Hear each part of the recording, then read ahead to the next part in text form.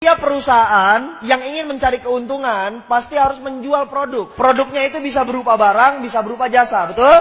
Nah, dibutuhkan sistem pemasaran untuk sampai ke konsumen. Nah, sistem pemasaran itu hari ini saya mau jelaskan kepada Anda. Oke, saya mau kasih tahu sama teman-teman. Di dalam dunia bisnis, ini dibagi menjadi beberapa jenis. Yang pertama adalah bisnis konvensional. Yang kedua adalah bisnis multi-level marketing. Yang ketiga adalah bisnis money game. Nah, supaya kita nggak kejebak, saya mau bahas dulu yang pertama di money game.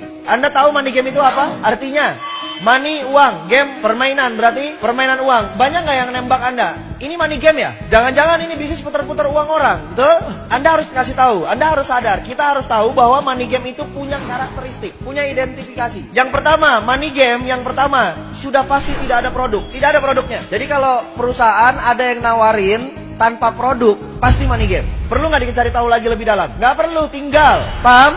Ada produknya nggak? Nggak ada, sudah. Tinggal. Identifikasi yang kedua, ada produk tapi harganya selangit. Contoh, produknya harganya selangit itu dibandingkan sama produk-produk yang ada di pasaran. Contoh misalnya odol. Odol biasa beli Pepsodent berapa harganya? Goceng, ceban gitu ya. Nah, ini ada perusahaan misalnya, dia punya produk odol juga. Harganya berapa? 50.000, 100.000. Apa kelebihannya? Pas sikat gigi, giginya jadi emas. Paham nggak maksud saya nih? Jadi harganya terlalu berlebihan, terlalu jauh. Produknya misalnya air minum, air mineral. Air mineral biasanya berapa? 5.000. Ada nggak yang jual sampai 50.000? Itu money game, itu identifikasi money game. Yang ketiga, sebenarnya tidak ada produk, tapi pura-pura ada produk. Biasanya sistemnya cicil atau tabung. Misalnya contoh, perusahaan itu menawarkan Anda produknya emas, tapi nanti dapat barangnya tahun depan. Jadi setiap bulan Anda taruh uang dulu. Perusahaan itu menawarkan travel, perjalanan umroh, perjalanan haji. Sifatnya tabung tiap bulan. Kapan dapatnya? Ntar 2 tahun lagi, ntar tahun depan. Nah, itu hati-hati, itu money game. Pura-pura ada produk, padahal produknya nggak tahu kapan adanya. Produknya nggak jelas. Paham? Dan ini udah banyak di masyarakat. Jadi 3 identifikasinya. Anda ketemu sama perusahaan seperti ini yang nggak ada produk, atau produknya harganya selangit, atau nggak ada produk tapi pura-puranya ada produk dengan cara mencicil atau menabung. Sudah, tinggalkan. Itu bukan perusahaan yang benar. Paham? Oke. Kemudian konvensional, ini yang terjadi di sekitar kita. Pasti ada warung atau toko di sekitar Anda, betul ya? Nah, konvensional ini sistemnya begini. Semua perusahaan, tadi saya bilang, semua perusahaan pasti sifatnya melakukan penjualan, betul? Yang dijual apa? Produk. Nah, barang tersebut pasti diproduksi dulu kan? Di mana? Pabrik. Dari pabrik, apakah langsung ke konsumen? Tidak. Dia lari dulu ke distributor besar. Dari distributor besar, dia lari lagi ke distributor kecil. Dari distributor kecil, dia lari lagi ke agen-agen. Dari agen, dia lari lagi ke warung-warung atau toko. Dari warung-warung, baru dia lari lagi ke konsumen. Paham? Oke, yang saya mau tanya, konsumen tahu nggak ada barang yang di warung, ada barang di agen, ada barang di distributor kecil, di distributor besar? Taunya dari mana? Harus ada iklan. Bayar nggak iklan? Mahal nggak bayar iklan? Mahal, betul? Terus, dari pabrik ke distributor besar, ada nggak biaya distribusinya? Ada biaya pengiriman? Ditambah harganya? Contoh misalnya, ini harganya 2.000 dari sini, 2.000 perak. Sampai ke distributor besar, dari distributor ke distributor kecil, harganya tetap 2.000 atau berubah? Berubah jadi 4.000, betul? Dari ini ke sini, dari distributor kecil ke agen, berubah lagi jadi 6.000, 8.000 misalnya, betul? Dari agen ke warung, sudah nyampe angka 12.000. Dari agen ke warung, dari warung ke konsumen, harganya jadi 20.000. Paham nggak? Padahal modal awalnya berapa? Nah, kelebihan itu banyak dibagi-bagi. Menjadi jalur distribusi, menjadi jalur iklan, menjadi jalur marketing. Itu di jalur apa? Konvensional. Semua warung begini, semua barang yang ada di sekitar Anda begini prosesnya. Rokok begini, sampo begini, sabun begini. Paham? Oke. Saya nggak banyak bahas di situ. Yang saya banyak mau bahas adalah nih, multi level marketing. Lalu kalau begitu, apa bang kelebihannya multi level marketing? Multi level marketing ini adalah perusahaan di mana barangnya tetap yang produksi pabrik. Dari pabrik lari ke distributor tunggal namanya. Itulah perusahaan multi level marketing. Dari distributor tunggal larinya kemana? Ke konsumen. Langsung. Loh, terus bang, kan konsumen ini kan member.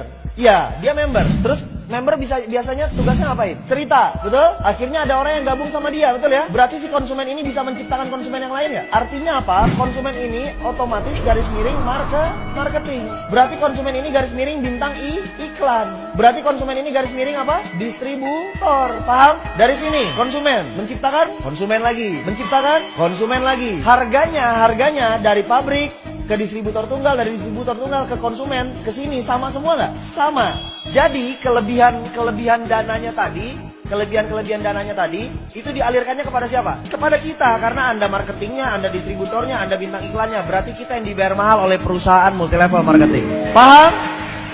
Berarti Anda distributor kan? Berarti Anda keren nggak? Bergengsi apa bukan? Apa tidak bergengsi? Bergengsi. Kenapa harus malu? Anda distributor loh.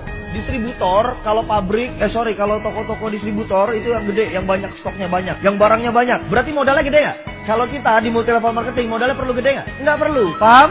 Oke, satu kelebihan lagi yang saya mau bahas. Anda lihat, Anda perhatikan. Biasanya jumlah barang yang dimiliki konvensional dari pabrik, dia ngoper ke distributor besar ini biasanya bersyarat. Artinya paket besar. Anggap misalnya 10.000 piece. Begitu sampai turun ke distributor kecil, ini turun menjadi 2.000 piece. Dari sini turun ke agen misalnya 500. Ke warung-warung misalnya 100. Ada batasan jumlah barang yang dikirimin, stoknya. Berarti pertanyaan saya begini, si warung ini bisa nggak lebih kaya daripada agen? Nggak mungkin orang jualannya cuma 100 tiap hari. Agen jualannya 500 tiap hari. Mungkin nggak dia lebih kaya daripada ini? Tidak mungkin. Agen mungkin nggak lebih kaya daripada distributor kecil? Tidak mungkin. Distributor kecil mungkin nggak lebih kaya daripada distributor besar? Tidak mungkin. Betul? Oke. Sekarang saya mau tanya, multilevel marketing, si konsumen ini jual produk nggak? Jual. Produk siapa yang dijual? Produk perusahaan, bukan produk dia. Punya stok nggak masing-masing? Punya. Stok buat apa? Buat konsumsi, bukan buat dijual. Paham nggak? Stok yang dimiliki member yang bergabung itu adalah stok konsumsi, bukan stok untuk dijual. Yang dijual adalah produk perusahaan. Berarti ada batasan nggak stok barangnya? Tidak ada. Bisa nggak kejadiannya begini? Konsumen yang atas jual cuma 50, konsumen yang bawah jualnya 100. Bisa? Bisa. Siapa yang kaya? Ya dialah yang dapat untung banyak. Yang ini cuma jual atu. Berarti yang lebih kaya yang mana? Yang bawah. Tadi ada kalimat kan? MLM adalah bisnis yang memperkaya yang di... Salah atau benar? Salah. Karena justru multilevel marketing lah yang melawan konsep bisnis memperkaya yang di atas. Kalau konvensional, udah pasti yang atas lebih kaya. Kerja di kantor, udah pasti yang atas lebih kaya. Gaji staff sama manajer gede mana? Berarti itu yang memperkaya yang di atas. Kalau multilevel marketing, tidak memperkaya yang di atas sama sekali. Oke, berarti kita harus bangga dari perusahaan multilevel marketing. Berikan aplaus yang luar biasa.